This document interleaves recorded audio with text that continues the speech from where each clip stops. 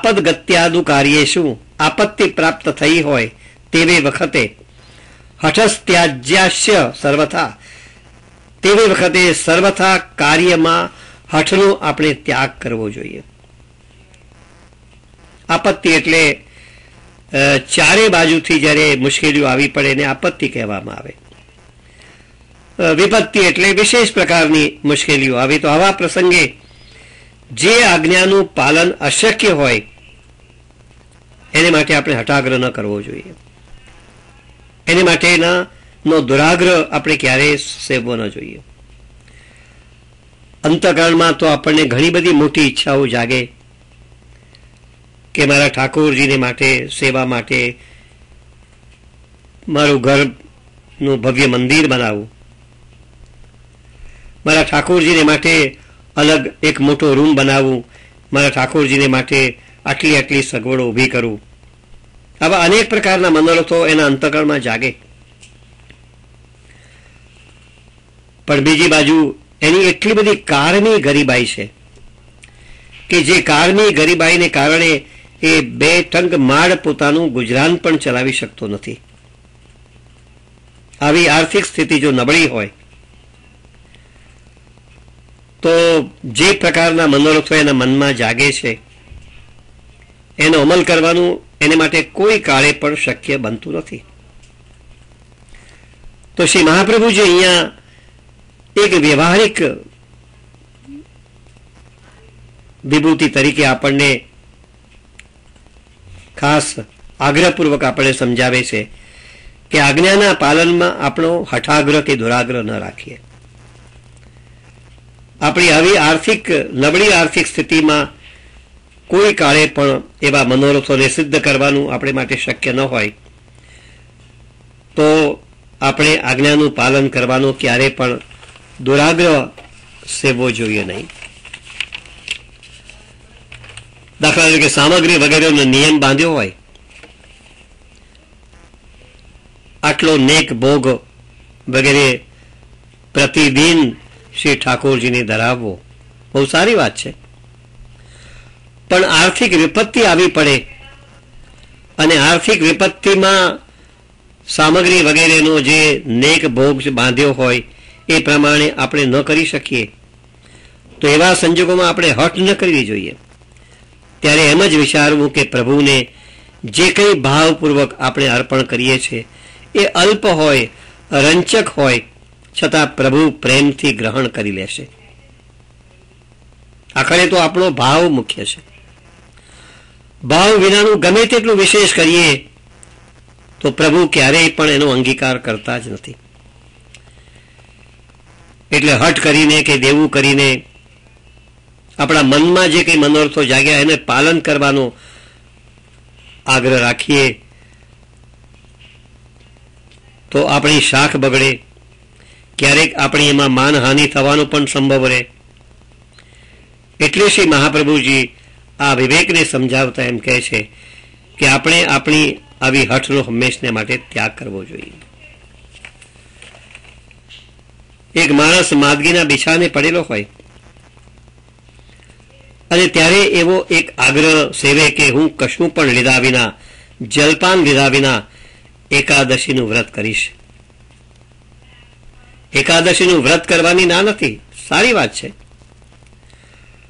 પણ માદગીના બિછાને પડેલો છે અને કશું પણ લીધા વિના, જલપાન લીધા વિના હું એકાદશીનું વ્રત કરીશ તો એને શું કહી શકાય? એનો એક પ્રકારનો હઠાગ્રહ કહી શકાય અને જે એને માટે કોઈ પણ રીતે યોગ્ય ગણી શકાય નહીં. તો શ્રી મહાપ્રભુજી અહીંયા આપણને ચેતવે છે કે પુષ્ટિ જીવ તરીકે આવો કદી પણ આપણે હઠાગ્રહ ન કરીએ. કેમ કે આવો હઠાગ્રહ જો કરીએ તો એને સિદ્ધ કરવા માટે પ્રભુને સ્વયં શ્રમ કરવો પડતો હોય છે અને પ્રભુને પરિશ્રમ આપવાનું પુષ્ટિ જીવ ક્યારે પણ વિચારી શકે ખરો? પ્રભુને આવું શ્રમ કરાવીએ તો આપણો દાસભાવ નાશ પામે. એટલે શ્રી મહાપ્રભુજી આપણને સમજાવે છે કે પરિસ્થિતિવશ આપણે કશુંક ન કરી શકીએ, ઠાકોરજીની સેવામાં સમયસર ન પહોંચીએ, જે નિયમ લીધો હોય તે પ્રમાણે કશું ન કરીએ તો એને માત્ર એક પ્રભુની ઈચ્છા માની લેવી, પણ પ્રભુને પરિશ્રમ ન આપવો. આપણો ધર્મ જડ નથી. જે નિયમ હોય, જે નેક હોય, એમાં પણ અપવાદો હોય છે. ઘણી વખત એવું બને છે કે પ્રવાસમાં આપણે હોઈએ ત્યારે આપણે રોજનો જે દૈનિક ક્રમ હોય ઠાકોરજીની સેવાનો, એનું આપણે પાલન કરી શકતા નથી. તો આપણે એ વિચારવું કે પ્રભુની આ પ્રકારની ઈચ્છા હશે, જવું મારે માટે અનિવાર્ય છે, કેમ કે લૌકિક ધર્મ પણ મારે બજાવવાનો છે. તો પ્રવાસમાં હોઈએ ત્યારે પણ એમાં થોડી ઘણી બાંધછોડ આપણે કરીએ, પણ ઘરમાં હોઈએ ત્યારે અવશ્ય એનું પૂરેપૂરું પાલન કરવાનો આગ્રહ રાખીએ.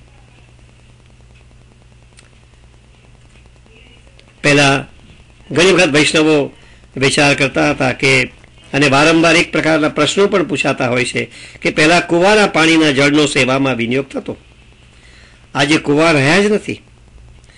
તો એનો હઠાગ્રહ છોડી દેવો જોઈએ. જે કંઈ સ્વચ્છ શુદ્ધ જળ આપણને મળે તેનો વિનિયોગ ઠાકોરજીની સેવામાં કરવો. ત્યાર પછી અમુક જ પ્રકારનું જળ વાપરવું, એવો આગ્રહ કે દુરાગ્રહ આપણે ન રાખી શકીએ. તો શ્રી મહાપ્રભુજી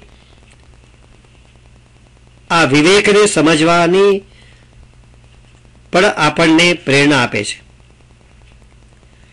કે ઘરમાં હોઈએ ત્યારે અવશ્ય આપણે પૂરેપૂરું પાલન કરીએ, પણ એમાં કોઈ હઠાગ્રહ ન સેવીએ, એમાં કોઈ દુરાગ્રહ ન રાખીએ.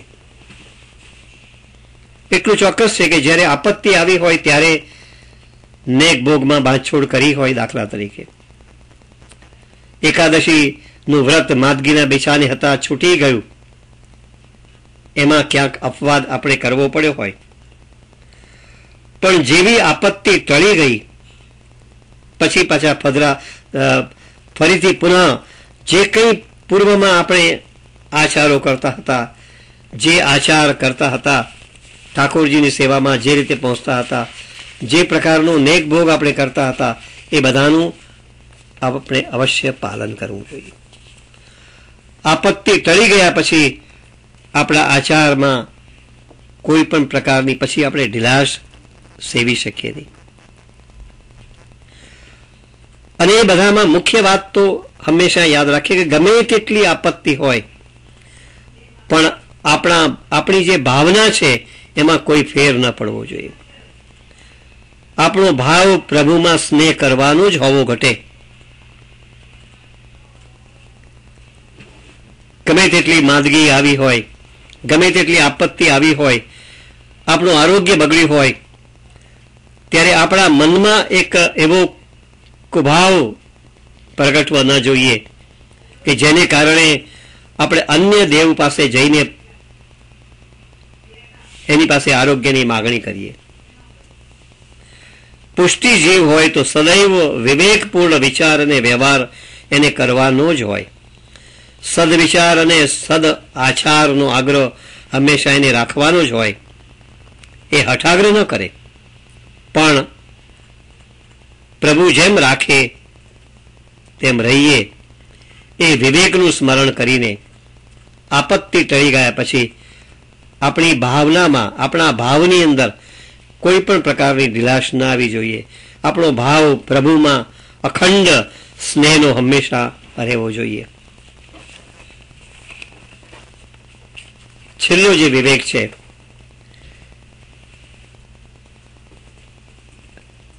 એ છે જીવનના દરેક કાર્યમાં ધર્મ અધર્મનો વિચાર કરી ધર્મનું આચરણ કરવું, અર્થાત અધર્મનો ત્યાગ કરવો, એ 8મો વિવેક છે. ધર્માગ્ર દર્શનમ, દરેક કાર્ય એ ધર્મ અધર્મનો દર્શન કરીને, વિચાર કરીને આપણે કરીએ. ધર્માગ્ર દર્શનમ.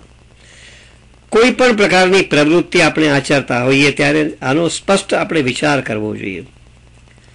એના પરિણામનો પણ આપણે વિચાર કરવો જોઈએ. ક્યારેય કશું આવેશમાં આવીને આપણે કરવાનો આગ્રહ ન રાખીએ. લૌકિક પ્રવૃત્તિ કરતા હોઈએ ત્યારે પણ સદૈવ શ્રી મહાપ્રભુજીના જે સિદ્ધાંતો છે, શ્રી મહાપ્રભુજીના અલૌકિક વિચારો છે, એનું અવશ્ય આપણા મનમાં સ્મરણ કરીએ કે જેથી કરીને શ્રી મહાપ્રભુજીના વિચારોને અનુરૂપ જ આપણું વર્તન હંમેશા રહેવા પામે.